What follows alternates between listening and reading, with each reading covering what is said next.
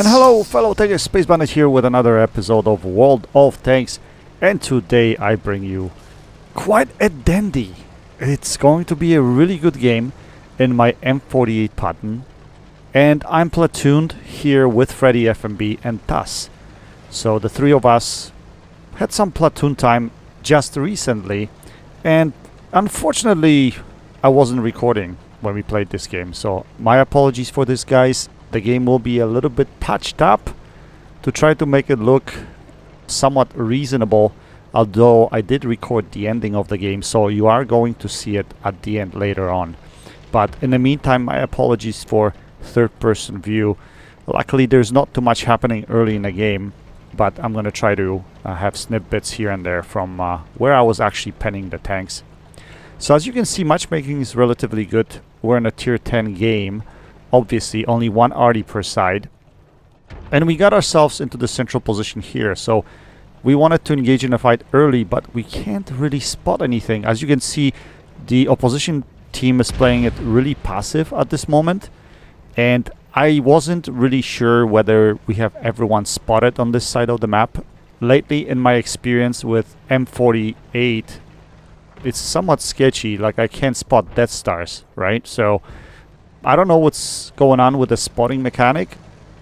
I'm not fully trusting it. That's why, otherwise we probably would have pushed the middle much faster, but because I don't trust whether I could spot everything that was passing, I thought maybe I didn't. I decided to come to this side of the map here, going down to the 9 line, trying to spot.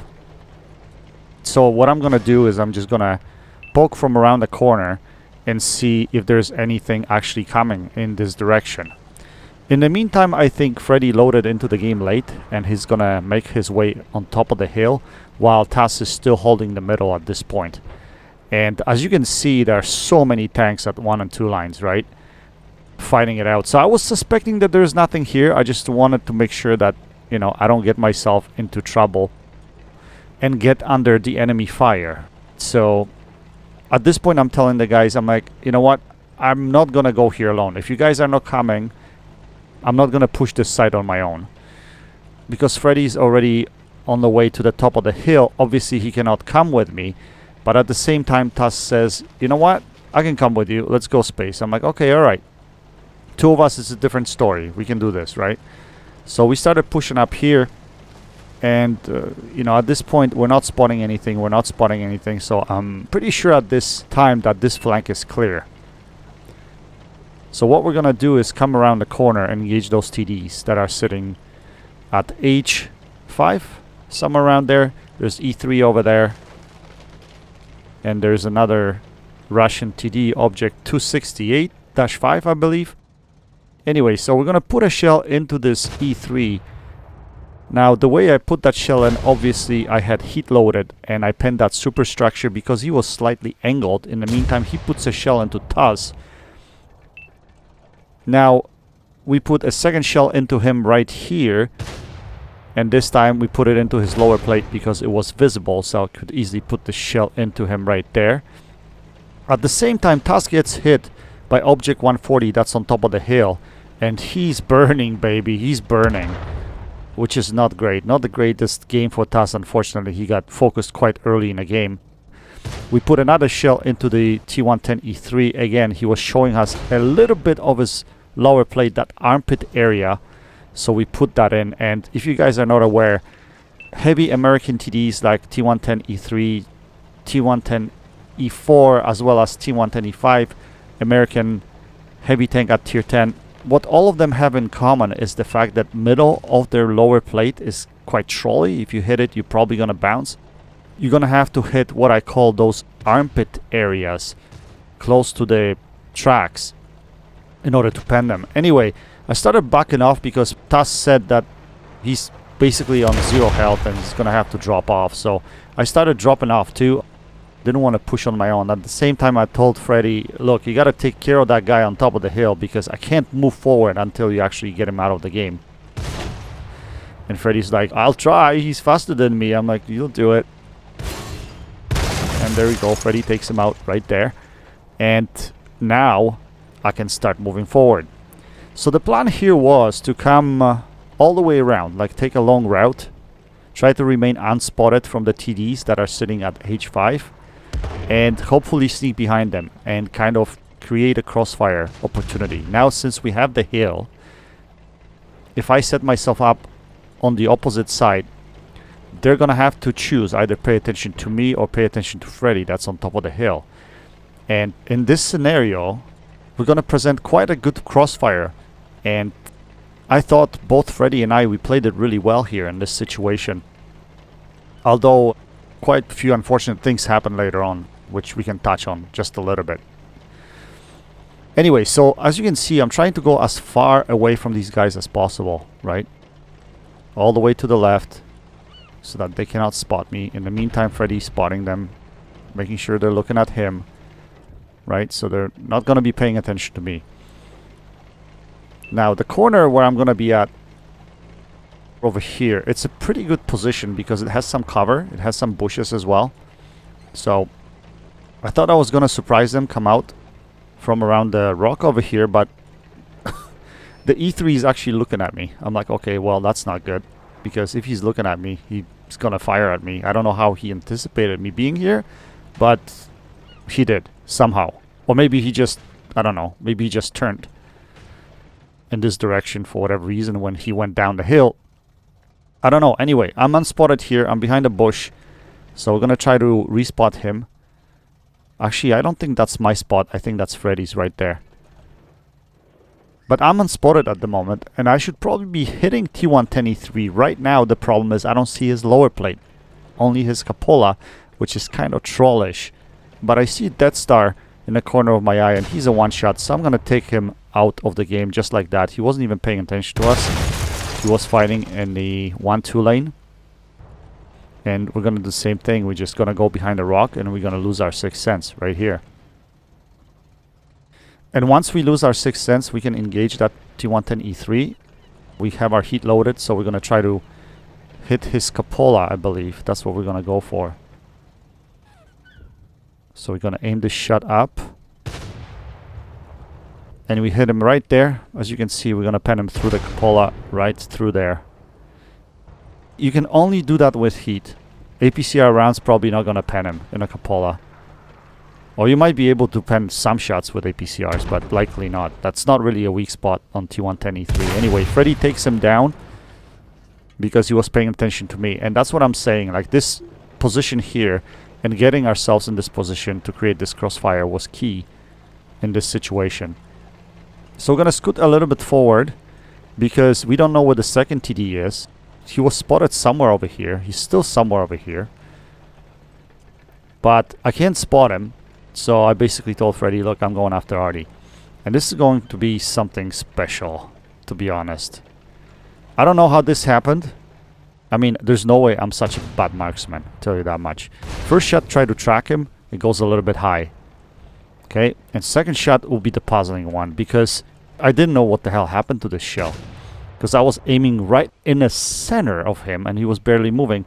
As you can see, the shot went behind him. So in this game, I encountered a little bit of lag. Lag still exists, boys and girls. I thought it doesn't with the new update, but it does. So I don't know if it's a server lag or if it's my connection, but something's not the way it's supposed to be, that's for sure. And I'll prove my point later on in the game. Anyway, we see this E100. We try to track him right over here. We put a shell into his track, but we cannot track him because why would we track him? The game just want to troll us, right? So we're going to try to do the same thing again. Let's see if we can track him. This time we did manage to track him right there. And that way Freddy has shots at him from the hill. So he's going to be targeting him right now. At the same time, I noticed that shitbarn is looking directly at me.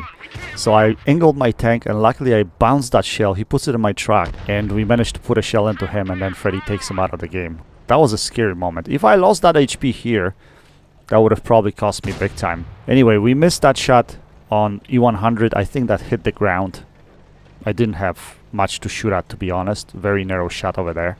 But now he's paying attention to Freddy because Freddy has shots at him, and he's turned his turret to the side. So I see just the top of his turret, and we're able to put a shell into his side. But now I can't shoot him anymore. I don't have any shots. And all of a sudden, this TD decided to just YOLO me. And check this out. So Freddy hits him, hits his track. I track him, but I don't pan him. And he puts a juicy shell into me.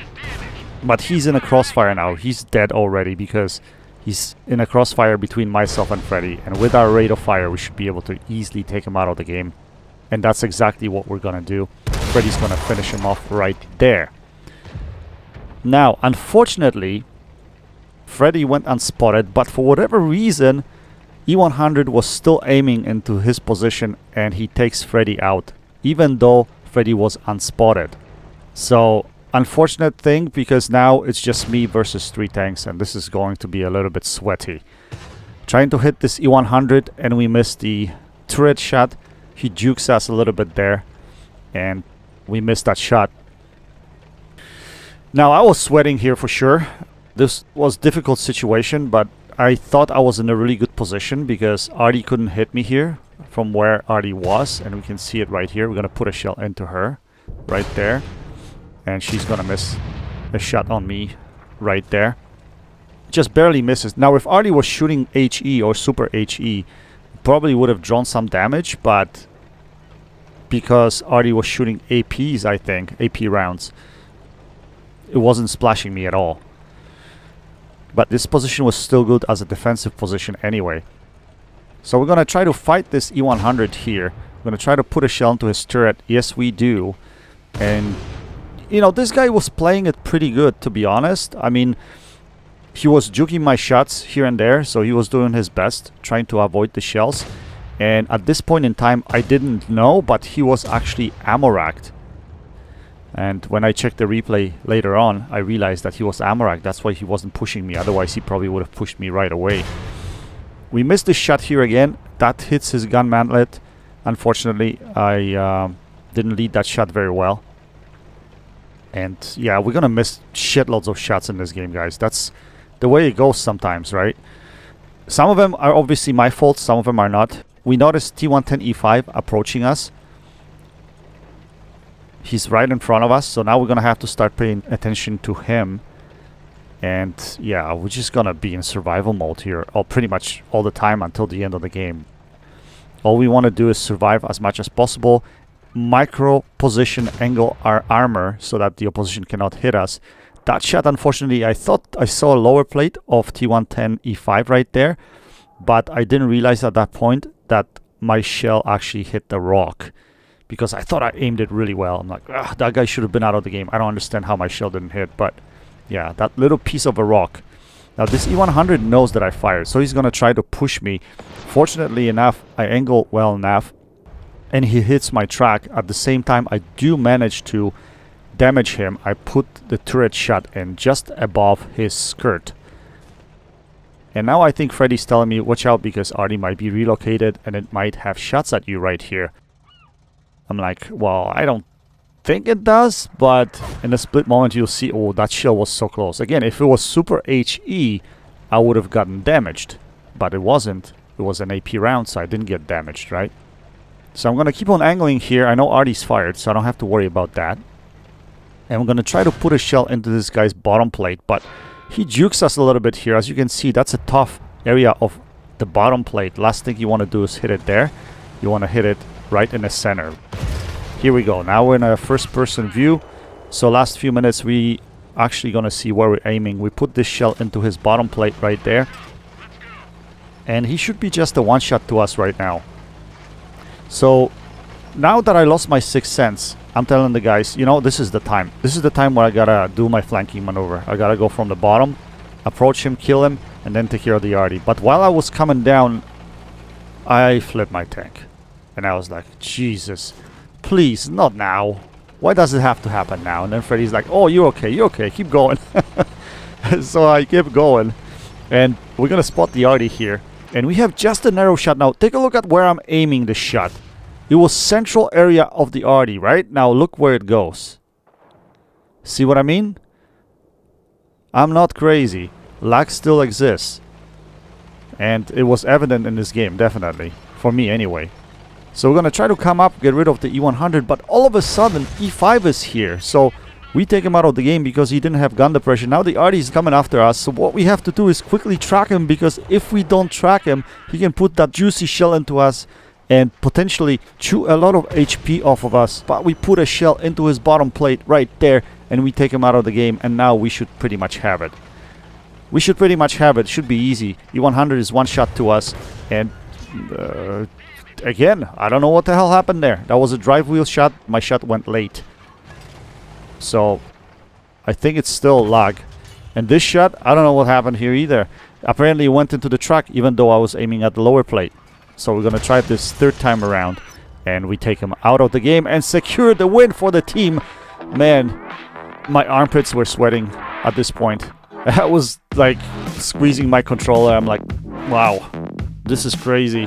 I didn't think we were gonna win this game, especially after we went down so much. But yeah, one of those incredible games that make you come back and play the game all the time.